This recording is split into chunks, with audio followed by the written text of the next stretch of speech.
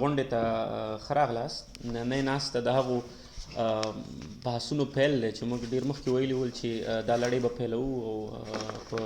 په دوامداره توګه به ناستې کوو. دا ناستې به د میاشتې 2 ځلې وي، د میاشت په پیل کې او د میاشت په منځ کې. په لومړی یوه ناسته به سیاسي فلسفي ته ځانګړې وي چې وړاندې کوونکی به انجینر صاحب حکیم اګدري وي، او په بله دویمه ناسته کې به بیا زموږ ملګري په ټاکلو موضوعاتو باندې خبرې کوي او بحث او پوښتنې به کوي. د ننني بحث چې سیاسي فلسفي ده، د هغې د ننني بحث عنوان په انتیک پیر کې د دولتي بڼې غوراوی دی. دا چې په انتیک پیر کې کوم ډول دولتونه غوره کېدل او په کوم ډول باندې. او بې له ځنډه انجینر صاحب حکیم اګدري ته هیله کوو چې خپل بحث پیل کړي. مننه. لومړی خو د ټولو نه مننه چې د پوهې سره یا د تاسې ناستو سره پوهنیزو ناستو سره مینه لرئ او دلته راغلي یاستئ. ډېره مننه. یوه هیله خو مې دا ده چې که رښتیا درته ووایم دا بحث چې اوس پرې موږ بحث کوو دا د پوهنتون په کچه په آلمان کې د دې زده کړه کېږي. دا به باید ووایم چې یعنې زه خو خپله ما زده کړې د تخنیک په برخه کې کړي، انجینر یم، د فلسفي په برخه کې ما زده کړې نه دي کړي، خو هغه مینه چې زما خپله د دې برخې سره ده همدغه مینې دې ته اړ کړی یم چې یو څه ولولم او هغه څه چې ما لوستي دي یا مې ژباړلي دي هغه له تاسو سره شریک کړم. دا څو برخې لري، نو که وشي چې هغه څوک د دې برخې سره مینه لري موږ کولی شو چې په بله موضوع هم وغږېږو. خو زه به یې داسې په لنډ ډول باندې ووایم چې په دې کې دا کومې موضوعګانې دي په ټول بحث کې د دې فلسفي هغه منځپانګه څه شی ده. بیا کوم خوښه وه او نو ښه دا ده چې په هره ناسته کې ځکه چې دغه یو پړاو د بل سره هغه تړلی دی چې برخه واخلي نو ښه به وي. که داسې او دا هغه وه د دې سره مینه نه وه بیا به په نورو خبرو باندې وغږېږو. نو زه به اوس په دې اړه همدومره په لنډ ډول باندې چې دا منځپانګه یې څه شی ده، د کوم ځای نه پیل کېږي او په څه شي باندې بحث کوي. لومړی برخه یې دغه انتیک پیر دی چې دا د 1500 نه تر 300 کالو پورې د مغزي کال یعنې د قبل المیلاد چې ورته وایي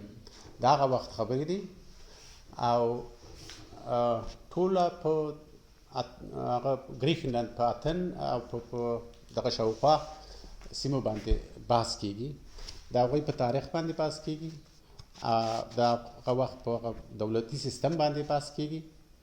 او په څنګ د هغې په پای کې بیا د هغه مشهورو فیلسوفانو دغه وخت چې هغه پلاتون و، افلاطون چې ورته وایي، یا ارسطوطلس چې ورته عربو دا نوم ورکړی دی، د هغوی دغه سیاسي اندوان په اړه به خبرې وشي چې دوی په سیاست په اړه څه فکر کوي، څه ډول دولت یې غوښته. دا یوه برخه ده. بله برخه بیا د روم واکمني ده چې روم څه وخت جوړ شول او څنګه یې پراختیا وموندله. په دې کې د دغه وخت هغه مهم فیلسوف چې دی سیسرو د هغې په اړه به څرګندونې وشي، د هغې د اندوان په اړه باندې به څرګندونې وشي. بله برخه بیا د وروستي انتیک پیر دی چې دغه د مسیحیت یا عیسویت د منځته راتګ سره یعنې د منځه ځي او منځنۍ پیړۍ شروع کېږي. په دغه باندې به خبرې وشي د دغه مهال چې عیسویت څنګه منځته راغی، د روم واکمني څنګه له منځه لاړله، ختیځ روم او لویدیځ روم سره څنګه بیل شول له تاریخي پلوه. په دې کې به د روم د واکمني چې د عیسویت د راتګ سره هممهاله د منځه ولاړله د کاتولیکي کلیسا او دغه ختیځې کلیسا چې دا ولې سره بیل شولو. په دې اړه به څرګندونې وشي او د هغه وخت هغه مهم کسان چې یعنې د همدغه عیسوي فیلسوفۍ بنسټ یې ایښی دی د هغوی په اړه به څرګندونې وشي. دغه کې مهم هغه فیلسوف اوګوستینوس دی، بیا د هغه نه خو وروسته منځنۍ پېړۍ وې، دومره اجازه هم نه وه، چا آزاد فکر نه شو کولی. خو په پای کې بیا د توماس فوناکوین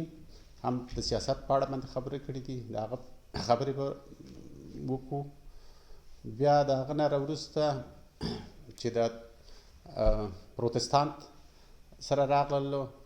او لوتر د دوی هغه مشر و، په دې اړه باندې څرګندونې وشي چې د دولت په اړه څه فکر کاوه، د سیاست په اړه څه فکر کاوه،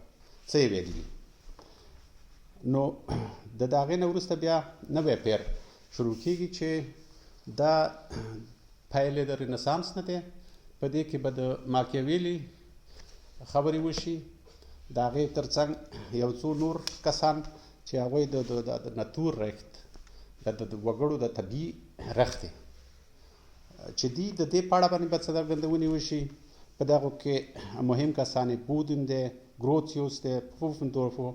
دوی هغه مشهور کسان وو. د هغوی چې هغوی د دولت په اړه باندې څه فکر کاوه، چې څه ډول دولت جوړ شي، د وګړو رخت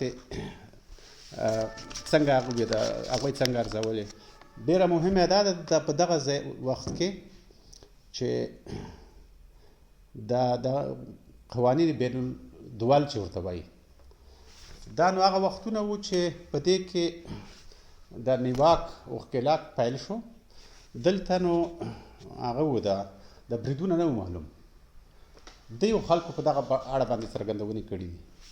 دا اوس هم چې دغه دی چې دا وایي چې هغه یعنې دولت حق لري په کوم ځای کې نه لري، دا رخت د دولتونو چې بریدونه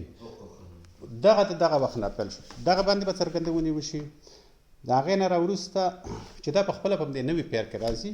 بیا به د aufklärung د نوي د تړوني تیوریو په اړه باندې به خبرې وشي چې په دغه وخت کې پوهه وده کړې وه او ټولیز هغه فکر داسې و چې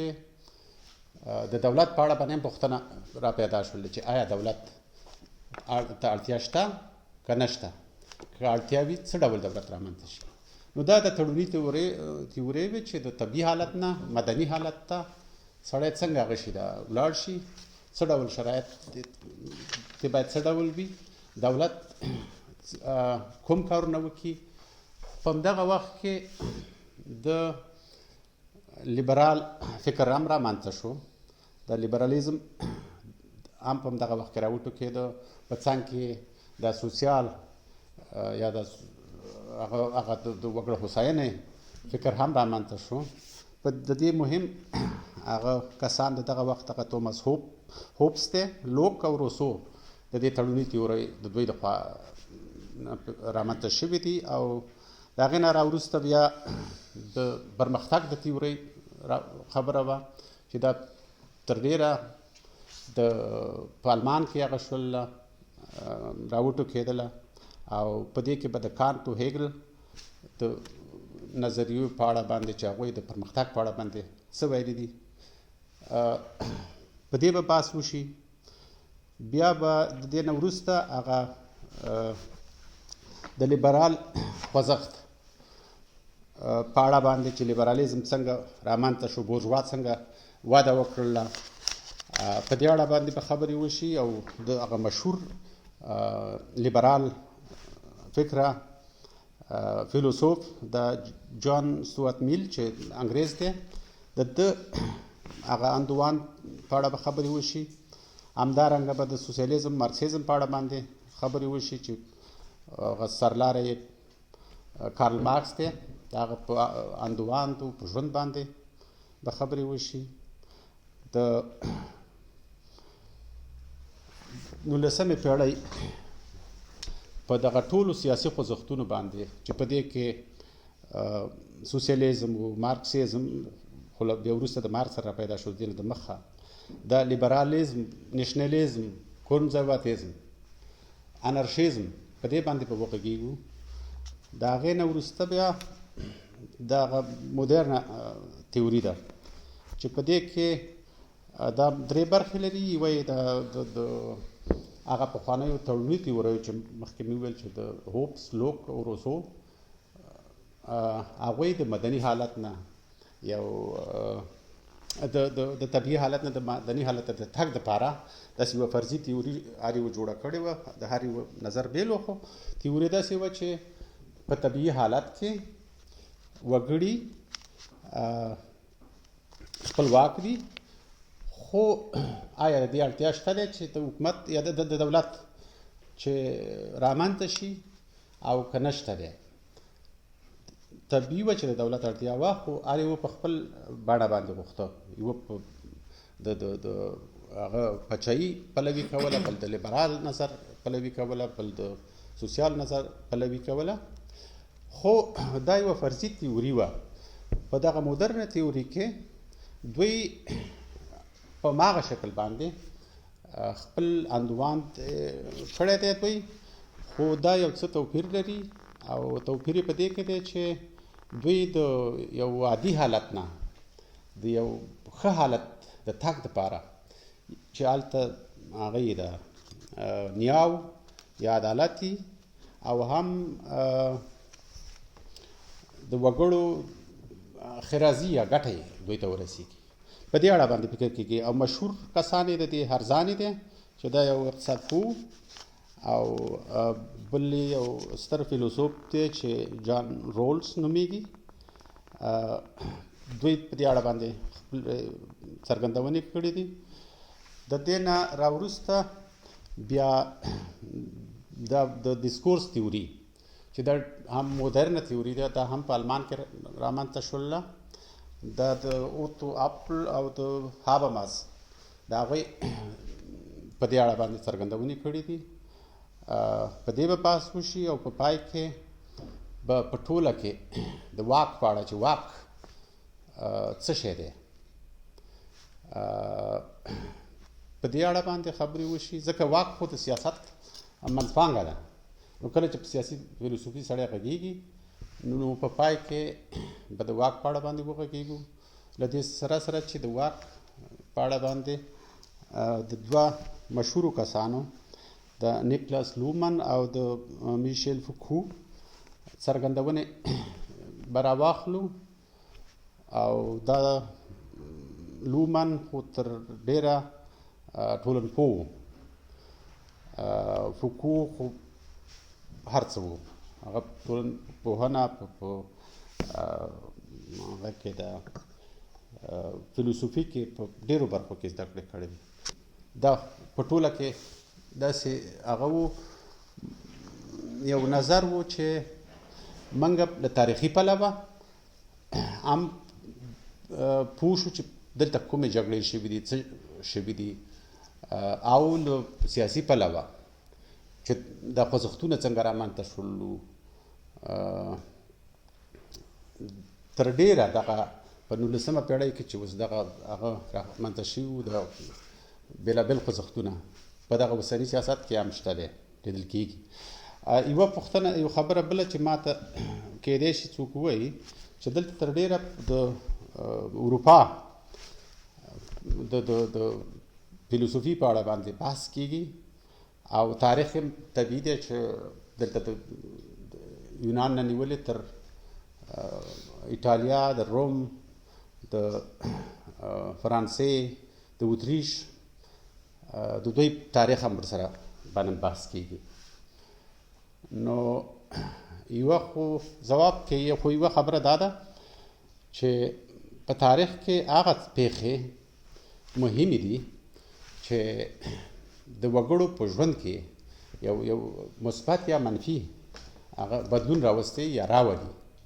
هره پیښه خو څوک په تاریخ کې نشي کېدی چې هغه د کورنۍ خبرې یا ډېرې خبرې هغه پیښې. او دویم دا چې دا پیښې د سیاسي فیلسوفان خو که رښتیا ووایم په ټوله په همدې سیمو کې وو که نه، نو چې په نړیواله کچه باندې یو خوځښت هم راغلی دی اوس په چین کې خو به هغه ډېر خلک اوسېږي خو هلته داسې هغه نه دی شوی داسې یو څوک چې دی په دې خبرو باندې فکر کړی نو د دې له امله اوس د چین تاریخ دلته تاریخ ته مړتیا نشته دی او په چین به زه څه وغږېږم لکه مخکې چې مو ویل چې دلته په د انتیک پیر په دولتي باندې په غوراوي باندې بحث وشي او هم به د هغه مهال هغه دولتي جوړښتونو ته چې کوم سره دولتونه وو سیاسي سیستم یې شی وو په هغې باندې بحث وشي د هغه وخت هغه تاریخي پېښو ته مهمو پېښو ته چې څه شی شوي وو په هغې باندې به بحث وشي او بیا به د پلاتون و ارسطوطلس د اندوان په اړه وغږېږو خو د وخت ته به ګورو هر څه ته چې ورسېدلو بیا به مالته سره پرېږدو راتلونکي کې به وغږېږو ما مخکې وویل چې د انتیک پیر د یونان دا د دغه 500 نه تر 300 کاله پورې د هغه مخزېږدیز کاله پورې دغه وخت نیسي د دغه نه مخکې مهال چې دی دغه ته ارکایک یا لرغونی یونان چې ورته وایي دا نو د دغه 200 نه تر 500 کالو پورې په دغه وختونو ته دغه ارکایک یونان وایي دلته واړه واړه هیوادونه را پیدا شول هر یو خپلواک و د ډیرو یعنی دغه څه ښارونه چې اوس په هغه کې یونان کې دي دا هر یو هیواد و خپلواک هیواد و چې دوی به دولتي بڼه د چا به کله هغه وه د پاچایي وه کله به ارستوکراتي وه کله به پرګنواکي وه په څنګ کې دوه مشهور هغه وو د هیوادونه چې یو مقدونیا وه او یو پارس و په پارس کې امپراتوري وه او په مقدونیا کې پاچایي وه خو د یونان خپل هغه چې وو هیوادونه په دې کې نو هغه وو د یو ځای کې به کله پاچایي وه په بل ځای کې به پرګنواکي وه واړه واړه هیوادونه وو په خپلو کې به تل یو د بل سره په جګړو باندې بوخت وو مهم هغه هیوادونه یې سپارتا وو اتین وو او تیبن دا یې مهم هیوادونه یې دا وو د اتین هغه سیاسي ماډلې هغه بنسټیز ماډلې پرګنواکي وه چې دا په 508 کال کې وبخښئ په 594 کې د دې دیموکراسۍ بنسټ د زولون لخوا کېښودل شو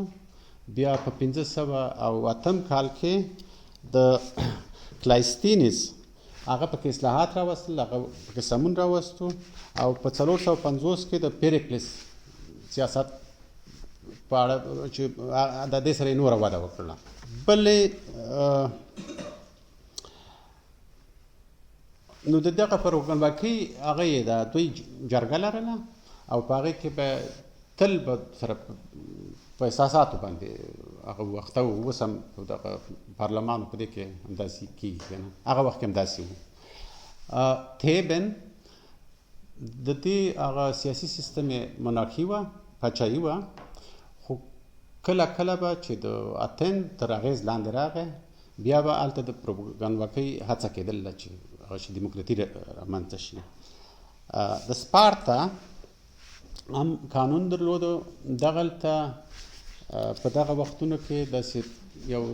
دوه سرې پاچایي وه دوه سرې په دې معنی چې هلته به دوه مشران وو یو به د دین چارې څارلې او بل به د پاوز یعنې داسې یو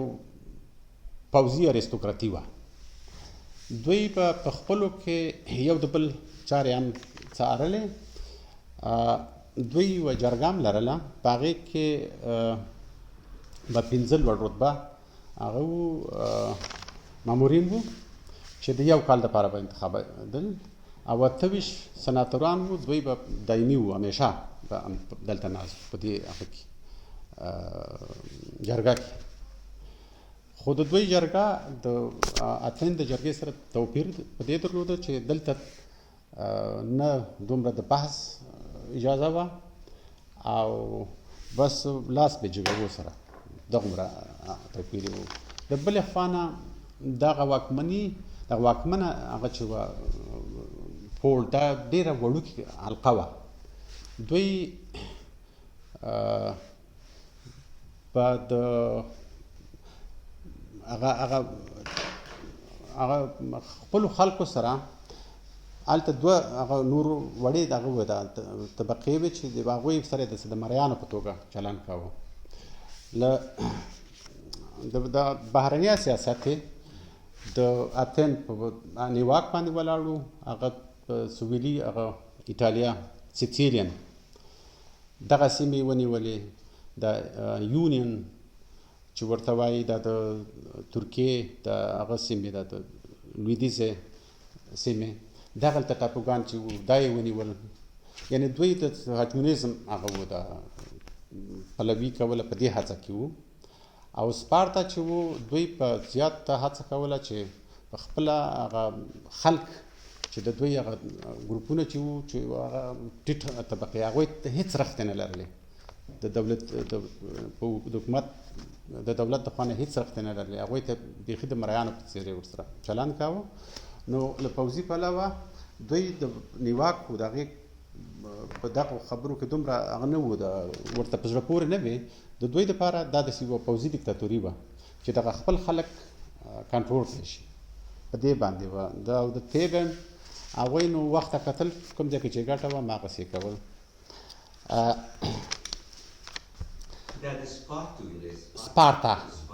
سپارتا دا اوس هم یو ښار دی خو هغه د کریتا څه وو د ګورنت دلفین د ډېر ښارونه دا ټول هغه وو د جلا جلا خپلواک هیوادونه وو خو مهمې دا درې وو چې سپارتا وو اتین وو او تیبن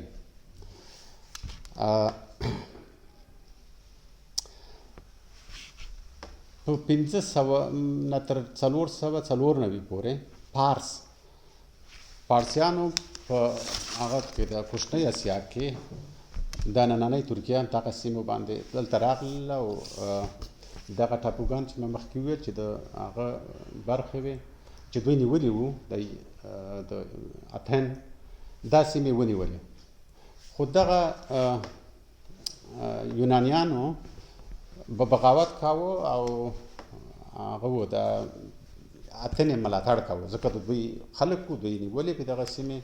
د دوی امجبي وو د دوی کلتوره خلک وو پارس ته به هغه ویل بابارن واشیان نو خو خیر دغه سیمې دوی ونیولې او په دغه جګړه کې د پارس لپاره دا داسې کومه مهمه جګړه هم نه وه ځکه د هغوی لپاره داسې یوه فرعي جګړه وه د هغوی لپاره فلسطین سوریه دغه سیمې مهمې وې نو دوی چې دغه ټاپوګان ونیول یونان یې صرف نه منل دوی هغه بغاوت کاوه هغه په یونان باندې د برید هڅه وکړه په 490 کې وو د برید هڅه یې وکړله راغلل په ماراتون کې سره جګړه وکړله پارسیانو ماتې وخوړله په شا لاړل بېرته په شا شول بیا هم لکه چې ومویل چې د دوی لپاره دا جګړه دومره مهمه نه وه د پارسیانو لپاره ځکه چې هغه وو دا لرې سیمې وې خو بیا هم هغه وو د دې ماتې د فکر کولو د وهڅول چې ولې ماته وخوړله بل ځل یې بیا هغه وکړله حمله وکړه 10 کاله یې وروسته نو په دغه د ماراتون په جګړه کې د هغه وو د لومړی داریوش وو پاچا وو د پارس او په 10 کاله وروسته یې زوی راغی کساکسس ورته وایي شایرشاه دی که څه داسې یو نوم دی شایرشاه کساکسس دا د داریوش زوی وو دی پاچا وو او امپراتور وو په حساب دی راغی او د یونان سره یې جګړه پیل کړه دلته یونان هغوی خو د ټول یونان سره دوی خو واړه واړه هیوادونه وو په دې کې اتین و سپارتا یو فدراسیون جوړ کړ د هیلیني تړون تر هغه دغه تړون یې وکړ چې موږ به د دوی په وړاندې ودرېږو او نوم یې هیلني و. په دې کې چې پارسیان راغللو جنګ شروع شولو سپارتا ورسره وجنګېده او هغه دا وه د دوی هیله دا وه چې د اتن ښار نه خلک په خپل وخت ووځي چې یعنې دلته هغه نه شي د خلک ته مرګ ژوبله هغه نه شي. په لاره کې ورسره ودرېدل دوی ته څه شی ورته وایي دغه تیموپولیس په دغه سیمه کې دا داسې یو هغه سیمه ده چې د سمندر او هغه ترمنځ د غر ترمنځ داسې تنګه لاره وه. په دې کې ورسره جګړه وکړله او سره د دې چې پارسیان څو چنده ډېر وو د دوی په پرتله خو پرمختګ یې ونه کړی شو. بیا د دوی سره د شا د خوا نه هغه وشولو د خیانات وشولو د خپل کور نه او سپارتا ماتې وخوړله.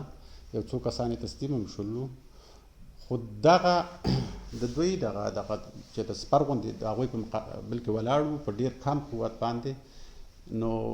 دا یوې خوا نه اتن نه خلک ووتل د بلې خوا نه هغه و د دوی دغه مقاومت داسې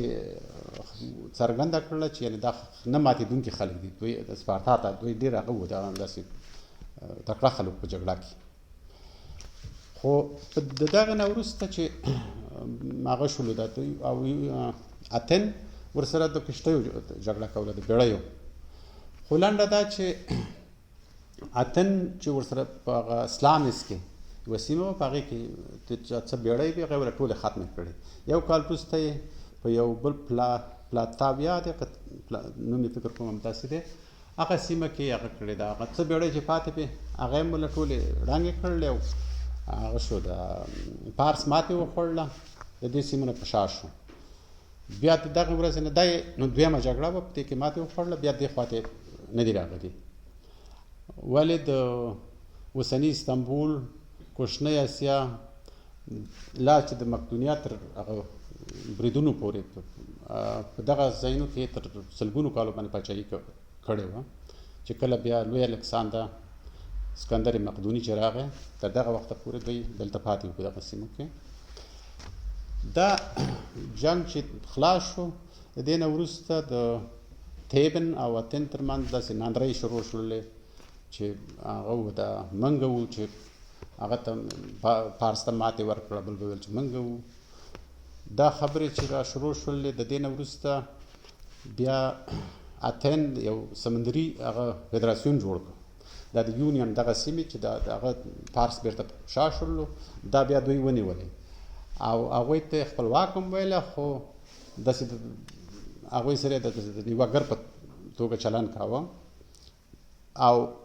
تیبن بیا خپل هغه وکړه یو بل فدراسیون جوړ هغه د سپارتا د تیبن سره د وچې سیمې چې وې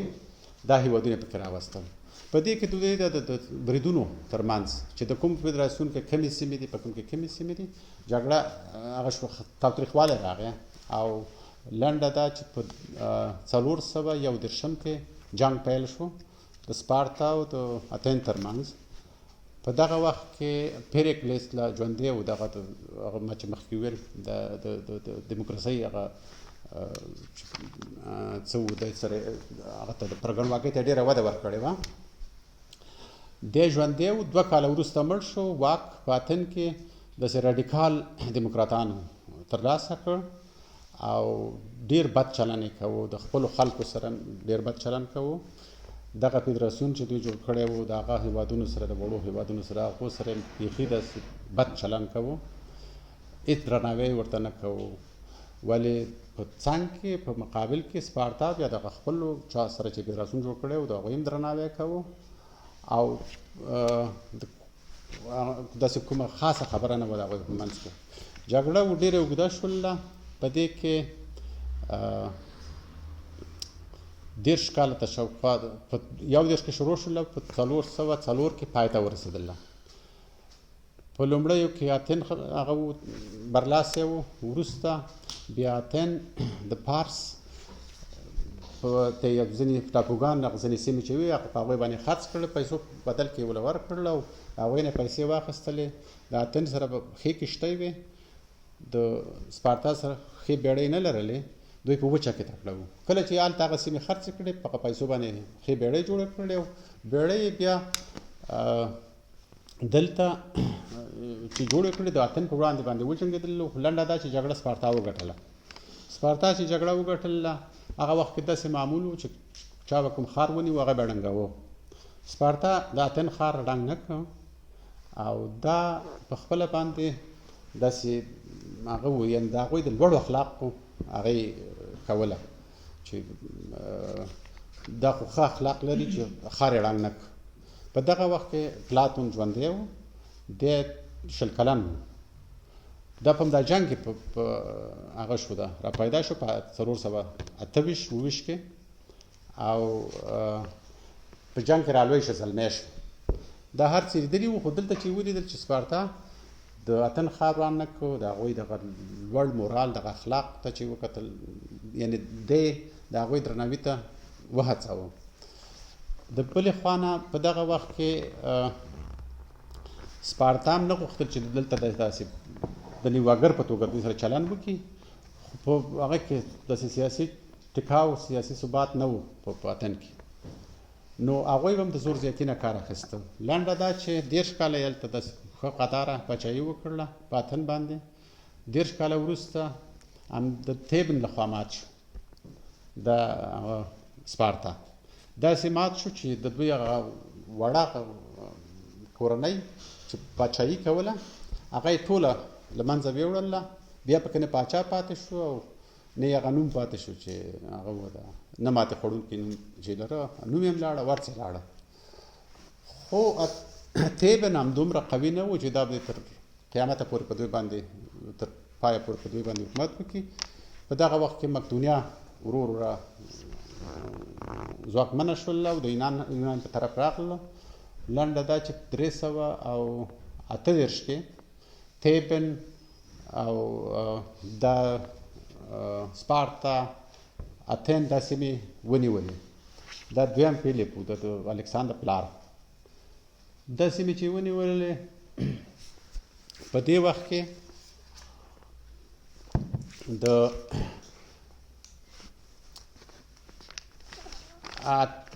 شپږ دېرش کې 2 کاله وروسته دویم فیلیپ مړ شو ووژل شو او زوی د پاچا شو الکساندر د دریم الکساندر په نامه باندې پاچا شو د اسکندر مقدوني چې ورته وایي نو دی چې پاچا شو په لومړی کې دریم الکساندر و بیا لږ وخت وروسته د لوی اسکندر الکساندر په نامه باندې یاد شولو د په ټول هغه یونان ځینې برخې پاتې وې د ټولې ونیولې او یوه ورځ یې داسې اوازه خپره شوې وه په تیبن کې د دروغ اوازه خپره شوې وه چې دی مړ دی الکساندر مړ دی او هغوی ډېره خوښي ښکاره کړې وه د ده په مرګ دی چې خبر شوی و 12 ورځې وروسته ورغلی و هغه ښار یې داسې ړنګ کړی و چې بیا تر قیامته یې چا نوم وانه اخیستلو بیا جوړ شوی یم خو کوم ارزښت یې نه لرل یو کور یې پرېښی و د یادګار په ډول ټول ښار یې ړنګ کړی یو کال وروسته بیا د پارس سره جګړه شروع کړله او فلسطین سوریه افغانستان او د هند ځینې سیمې دی ونیولې او په دغه کې هغه شو د 10 کاله وروسته 12 کاله وروسته چې بیا مړ شو په 323 کې مړ شو بیا یې ځایناستو دغه سیمې سره وویشلې او په هر ځای کې چې هر څوک کوم جنرال و هغه خپل امپراتوري جوړه کړه اوس په هغه کې د مصر کې یو واکمن و په سوریه او په فلسطین په سیمو کې بل واکمن و داسې په مقدونیه او په هغه کې کوشنۍ اسیا کې بل واکمن نو واکمني سره وویشلې او دغه واکمنۍ د روم تر راتګه پورې وی کله چې روم راغلو دغه سیمې ونیولې هماغه ټولې سیمې چې دغه واکمنانو د لاس لاندې وې د روم لاس ته ولوېدلې دغه بد چلند د دیموکراتانو چې د خپلو خلکو سره یې کاوه یا دغه اخلاق دغه جنگي اخلاق د سپارتا چې د جنگ په وخت کې دوی دا ښار وران نه کړ خو ولې په عادي ورځو کې په عادي ژوند کې دوی د خپلو هېوادوالو سره ډېر بد چلند کوو مریانو په توګه ورسره چلند کوو داسې به هغه و چې په کال کې یو ځل به د دوی سره جنګ اعلانوه نو دا هغه چې دلته څه کوي هلته څه کوي دې خبرو پلاتون هغه ته اړ کړو فکر کولو ته د بلې خوا نه د همدغه دیموکراتانو په هغه په وخت کې په 399 کې دیموکراتان واکمن وو او د ده استاد د سقراط هغه د دیموکراتانو لخوا ووژل شو چې ووژل شو د ډېره خفه شو خواشینی شو په دغه مرګ باندې نو دغه هم هغه و ده یو انګیزه وه چې دی داسې سیاسي فکر کولو ته اړ کړه چې هغه شي د سیاست په اړه باندې فکر وکړي چې نیاو څنګه راځي عدالت څنګه راشي دا څه کېږي په دې وطن کې دا نو داسې په لنډ ډول باندې د دغه مهال دغه هغه و دا یوه لنډه کتنه وه اوس نو په وختي د پلاتون په اړه به لږ وغږېږو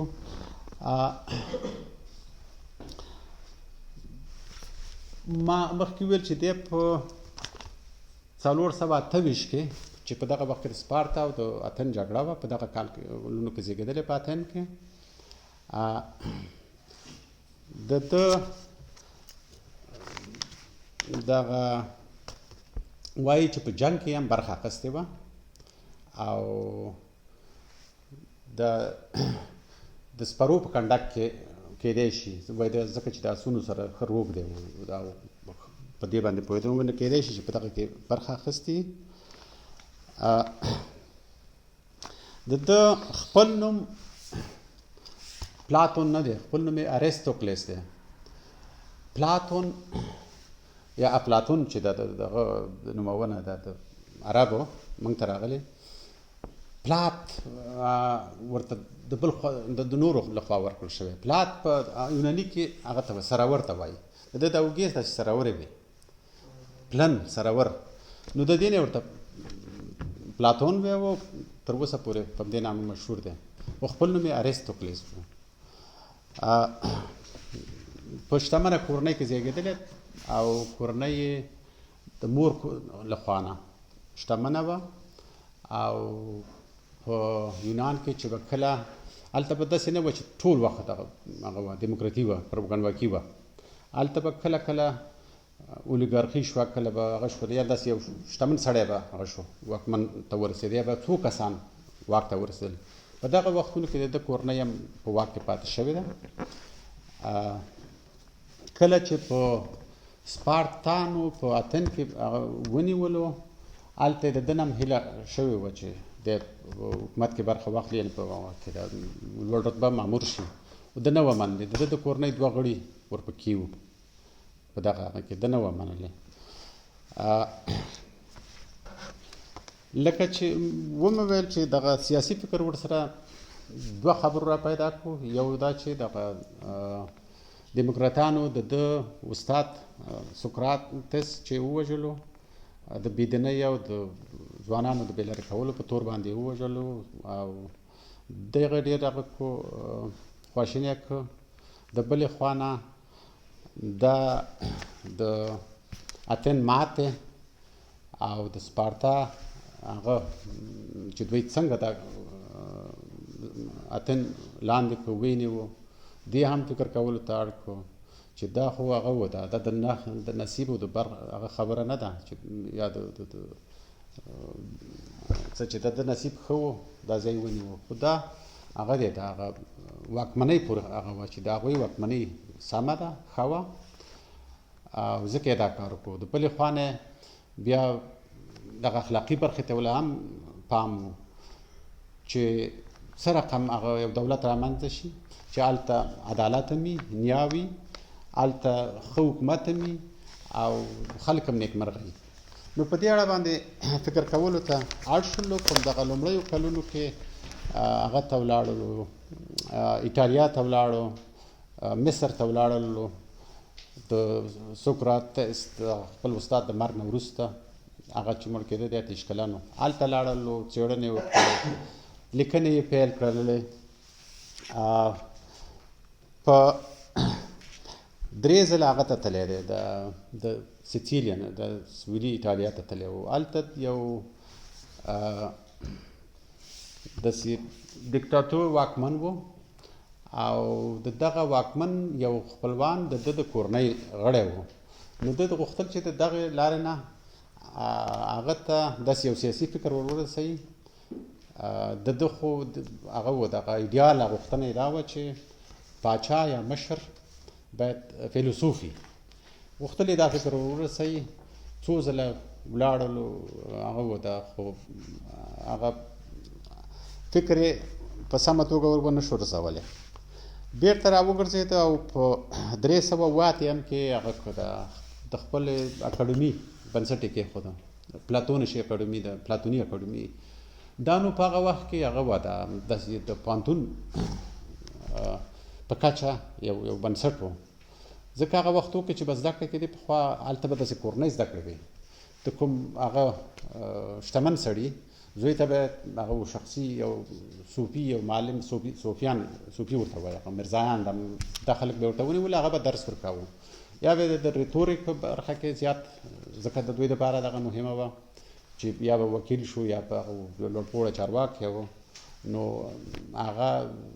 ریتوریک خو دغه وینا یې اغېزمنه یا به هغه و په یوه بله برخه کې. ولې داسې هغه یو بنسټ نه و چې په هغې کې د ټولیزې زده کړې وشي. د ده په اکاډمي کې ماتماتیک و، ستور پیژندنه و، ادبیات و،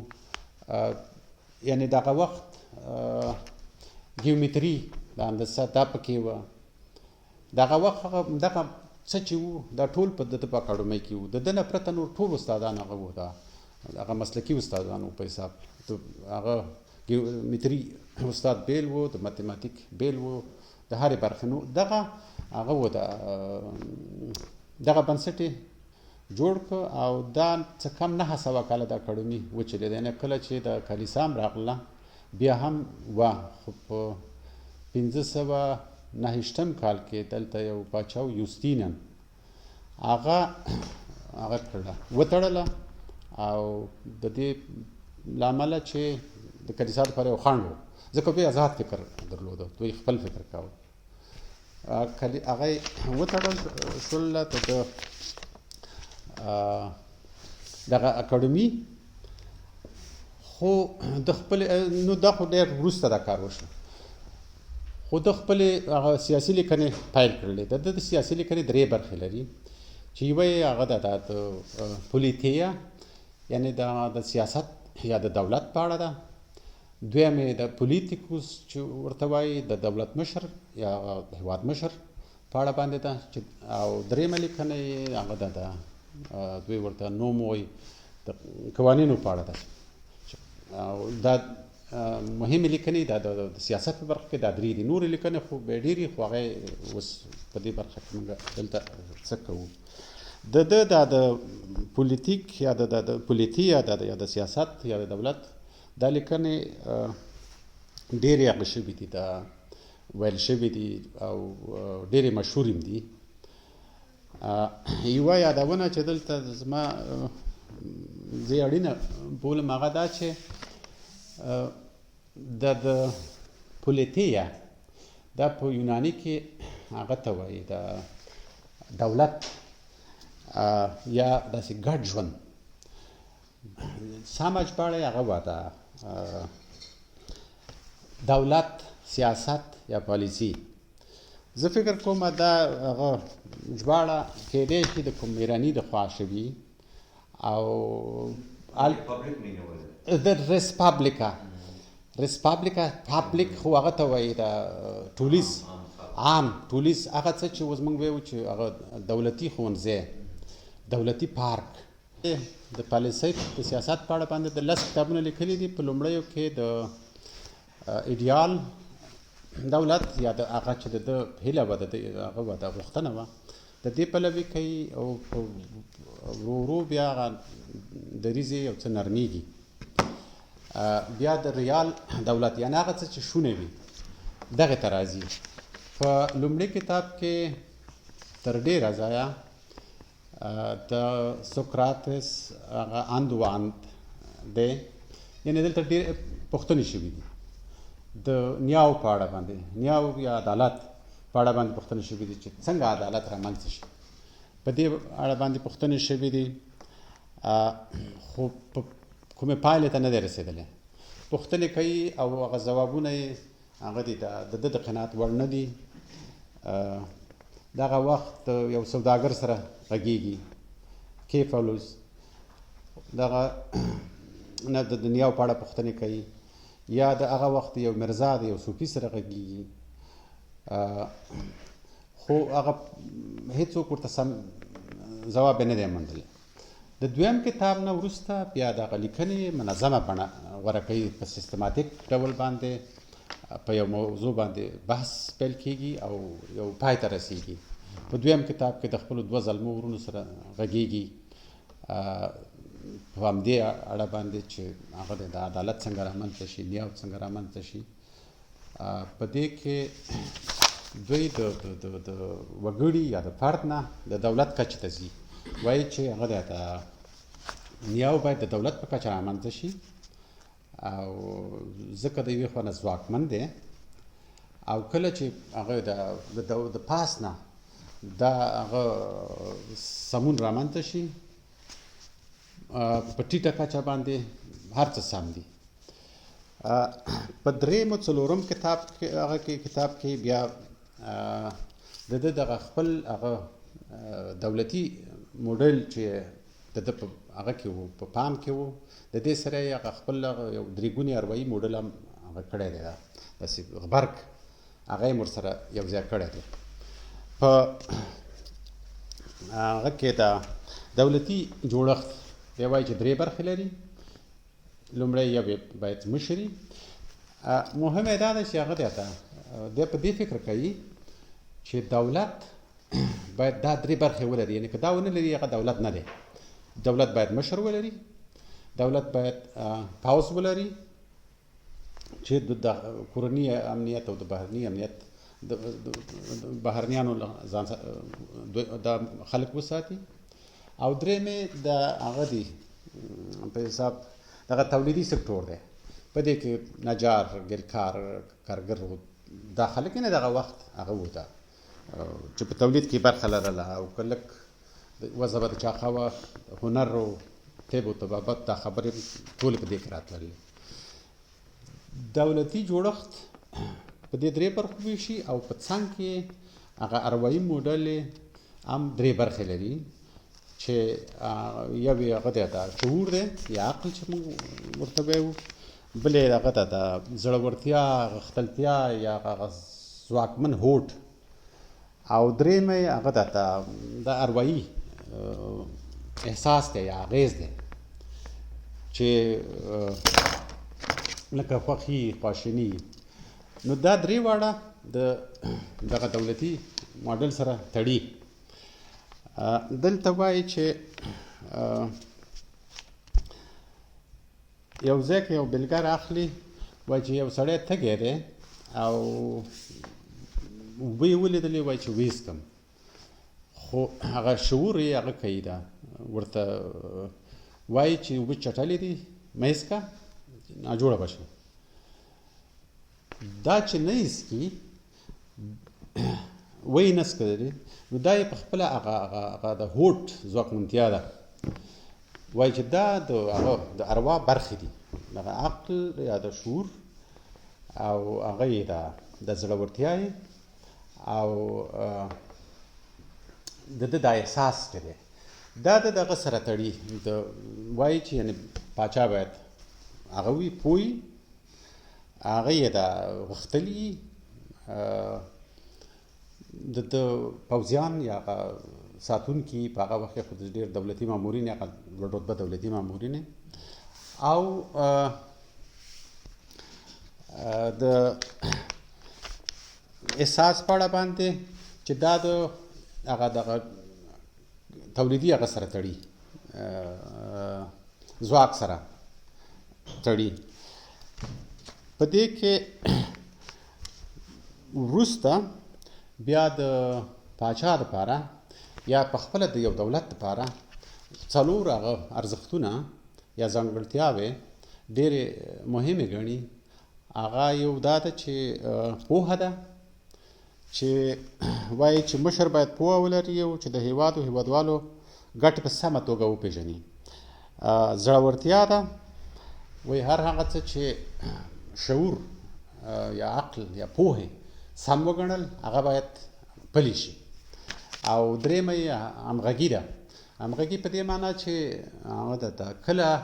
چې د مشر یوه خبره وکړله هغه د عقل سره سمه وه نو هغه ده باید ټول هغه ټیټ پوړي هغه چارواکي او عام خلک یې ومني کله چې دا کار وشو نو د دې په پایل کې څلورم هغه یې د نیاو دی عدالت دی وایي عدالت همدلته کېږي دا منځته راځي ده په دغه کتابونو کې نور ډېرې خبرې کړي دي د پوهې په اړه باندې ډېرې خبرې کړي دي د پوهې په اړه باندې وایي چې په متماتیک او ګیومتري او دا خبرې باید هغه شي دا مهمې دي د فیلسوفي هغومره هغه نه کوي چې دا د په لومړیو کې دغه کوچنیانو ته د دې سپارښتنه نه ده کړې وایي چې دا د پاخه عمر کې دپاره ښه ده کوچنیانو دپاره دومره هغه نه ده اغېزمنه نه ده دغه نورې برخې ورته مهمې دي د هنر غندنه یې کړې ده د شعر غندنه یې کړې ده او شعر یې په دې باندې غنده چې وایي یو خوا نه خو د ساتونکو په روزنه باندې منفي اغېز کوي وایي چې دا خو یوه خیالي دنیا ده د بلې خوا نه په هغه وخت کې داسې و چې په دغه شعرونو کې به د ځینو خدایانو ستاینه کېدله په یونان کې ډېر خدایان په هغه وخت کې د هر څه دپاره بېل بېل خدای و د دې به بې ځایه ستاینې کېدلې ویل چې دغه هغه دي دا خو دغه خدایانو ستاینه هم بې ځایه دي دا خو دوی چا سره مرسته کولی شي نو په دې باندې هغه یعنې د دولت په هغه کې په جوړښت کې یا د خلکو سره د هغوی په ژوند کې دغه هنر ګټه نه کوي د ویل چې دغه دپاره د ساتونکو دپاره ورزش مهم دی او د اروایي ارامتیا دپاره یو ځانګړی موزیک لکه ملي سرود په دې ډول باندې دا نور هغه و دا وایي چې داسې بې ځایه سرخوږی دی نه خوښېدلو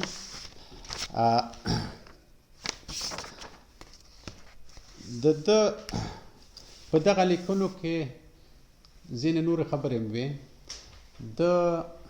غوښتل چې پاچا باید شتمني ونه لري لوړپوړي چارواکي باید شتمني ونه لري لوړپوړي چارواکي او ښځو په اړه باندې ویل چې ښځې کړی شي په هغه وخت کې داسې دا فکر نه و ښځې کړی شي چې په لوړو چوکیو مقام وکړي یعنې د دولت مشره شي هېڅ توپیر د ښځې او د نر نشته دی د دې سره چې د خپله ښځه هم نه وه کړې تر پایه پورې خو د ښځو دا رختې یې منلې د شتمنۍ په اړه باندې هغه دغه کارګرو بزګرو دې خلکو شتمني یې غوښتله خو د لوړپوړو چارواکو یې نه غوښتله دی په دې نه غوښتله چې کله چې شتمن شي بیا هغه دی د ځان په هغه کېږي په ګټه کېږي دولت هغه نه کوي یعنې د هغوی ټول هغه به لګښت به ورکول کېږي خو زیات شتمني نشي لرلی د بل هغه یې دا و شرط یې دا و چې ښځې دغه لوړپوړي چارواکي باید ګډې ښځې ولري ښځې باید شریکي چې هغه دوی دا اولادونه چې وشي چې هغه داسې څوک ونه وایي چې دا زما زوی دی چې داسې ګډ یا اولادونه د په دې باندې په دې لپاره چې هغه یې د شتمني هغه ونه کړي هڅه ونه کړي کېدای شي دا د کلیسا مشران چې دا ښځې نه کوي د هماغه وخت نه یو دا خبرې راخیستي سره دوی هم د دې په خاطر هغه کوي وایي چې کلیسا هغه مشر چې اولادونه پیدا کړل خو بیا هغه یې ده او پیسې هلته ځي هغه نو هغه هم داسې دغه بل هغه یې دا و چې دولت په هر څه کې لاسوهنه کولی شي د خلکو په ژوند په شخصي ژوند کې ځکه چې دلته د ملي ګټو خبره ده مشر کړی شي چې درواغ هم وایي خو د ملي ګټو چې د ملي ګټې پکې د شخصي ګټو خاطر نه هغه څوک چې هغه یې داسې یعنې معیوب په حساب د هغوی وژل هم هغه و روا و د زیږون په اړه باندې کولی شلو چې وایي چې پاچا یا مشر یو چاته یو هغه هم وکړي واده هم وکړي نو دغه ځینې ځانګړنې هم لرلې خو دا د زیږون خبره یا د دغه د معلول یا د معیوبینو د دوی د هغه وژل دا خبرې هغه وخت کې معمول وي سره خو دا خبرې هم کړې دي په دغه پولیتیا کې د ده هغه دا و چې فیلسوف باید پاچا وي ځکه چې دا په هر څه پوهېږي دلته نو قوانینو ته اړتیا نه وه وروسته بیا د هغه خبره نرمیږي د ده په هغه کې په اندوان کې او دا یې بیا په دغه پولیتیکو چې هغه د دولت مشر په لیکنه کې هلته بیا په دوه هغو غږېږي چې یو نیاومن دولت یا عادل دولت او ناعادل په عادل دولت کې وایي چې هغه دی دا ښه دولت هغه دی چې هلته پاچاهي دویمه کچه هغه ده چې هلته اریستوکراتي او درېیمه کچه هغه ده چې په هغې کې پرګنواکي یعنې دا یې هغه ده ته په درېیمه کچه وروستی کې وه خو بیا د دې یو څه شننه کوي او شننه کې وایي چې کله چې واک یو جنرال یا یو پوځي مشر ترلاسه کړي نو هغه د خپل ځان ښودنې په خاطر باندې هڅه کوي چې په ټولنه کې څرګند شي او دا بیا اولیګارخ چې ورته وایي اول دغه دی د دیموکرات یعنې دغه دی چې د خپل ځان په هغه کې درناوی وشي خلک ورته ښه ووایي په دې لټه کې وروسته بیا هغه کېږي یعنې دا یې بده بڼه ده د دې نه نوره بده بڼه بیا اولیګارخ دی چې دا د شتمنۍ په هڅه کې شي اول خو یوازې د هغه و د ځان څرګندولو په هغه کې و چې له اولیګارخ شو دا بیا نور هم بڼه ده خو چې هغه شي د کله زورواکی شي یا هغه شي د مستبد ظالم پاچا شي دا نو تر ټولو بد هغه دی ده برخه یې دا ده یعنې د ښې برخې یې دغه هغه دي ده پاچاهي ده او دویمه ښه اریستوکراتي ده خو درېیمه یې هغه ده د پرګنواکي ده خو دا هغه چې قوانین هغه شي ومنل شي یعنې که اوس دلته دا د فیلسوف خبره نه کوي په دې لیکنه کې دلته وایي چې ښه دولت هغه دی چې هلته قوانین هغه شي دا پلي شي او چې قوانین پلي کېږي په هغې کې ښه هغه پاچا دی بیا اریستوکراتي ده بیا دیموکراتي ده خو دغه هغه بڼې چې دي خرابې بڼې دی نو بیا دغه دی بیناوه دولت دی په بیناوه دولت کې یا په هغلته چې عدالت نه رامنځته کېږي په هغې کې ښه بڼه یې پرګنواکي ده بیا یې اولیګارخي ده او بیا یې دغه ظالم پاچاهي ده توران چې ورته وایي دا یې هغه دي ده دا برخې دي بلې د هغه برخه ده د قانون په برخه کې دا یې د وروستۍ لیکنه ده او ډېره لویه لیکنه ده په دې برخه کې په بېلابېلو برخو باندې د جزا د محکمې په هره برخه کې په قوانینو باندې غږېدلی دی دلته ورسره یو 3 سپین ږیري دي یو ورسره د کریتا دی یو د اتن دی په خپله دی خپل نوم یې نه دی یاد کړی د ده په لومړیو لیکنو کې به تل هغه و د سوکراتس تر هغه څارنې لاندې به دا بحث کېده د لیکنې ټولې د ډیالوګ بڼه درلودله خو په دې وروستیو لیکنو کې د سوکراتیس نوم یې نه دی اخیستلی او خپل ځان هم نه دی ښودلی درې مشران ناست دي 3 کسان یو د کریتا دی یو د سپارتا دی او یو د اتین دی دا د کریتا ګډونوال پوښتنه کوي چې د سویلي کریتا باندې هغه د یو یرغل هغه د یو پلان دی چې دغه تر نیواک لاندې راشي او ماته د نورو لسو ملګرو سره دې سپارښتنه شوې ده چې که چیرې هلته دا کار وشي څه ډول حکومت باید رامنځته شي چې هغه شي د هلته نیاو له منځه ولاړ نه شي د خلکو ژوند ښه شي ستا څه فکر دی په دې اړه باندې ډېرې خبرې کړي دي او دغلته وایي چې 3 خبرې کوي یو وایي چې ښه قوانیني ښه دولت او د ښه دولت د جوړښت بڼه ده ښه دولت وایي هغه دولت دی چې هلته هر وګړی خپل ځان خپلواک احساس کړي او وګړي یو د بل سره د دوستۍ او د ورورۍ پر بنسټ اړیکې ولري انساني کرامت او د وګړو اندوان ته پکې درناوی وشي دی د ښه دولت دی او ښه قوانین یې هغه دي چې هلته د وګړو نیکمرغۍ ته لاره ورشي او د ښه دولت د جوړښت بڼه یې دلته بیا وایي چې دلته باید یو ګډ حکومت رامنځته شي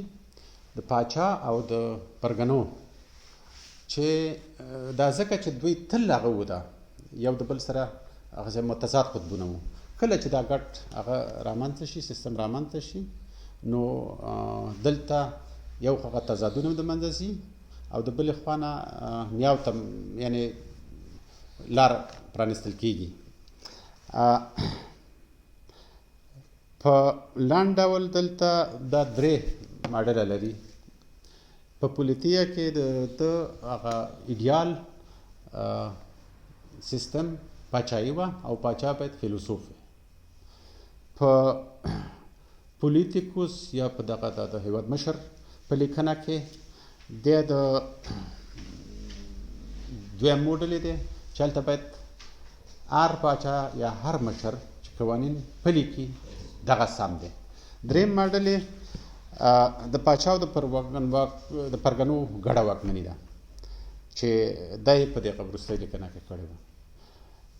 نو اوس فکر کوم وخت به پوره وي بس هغه دی ډېره مننه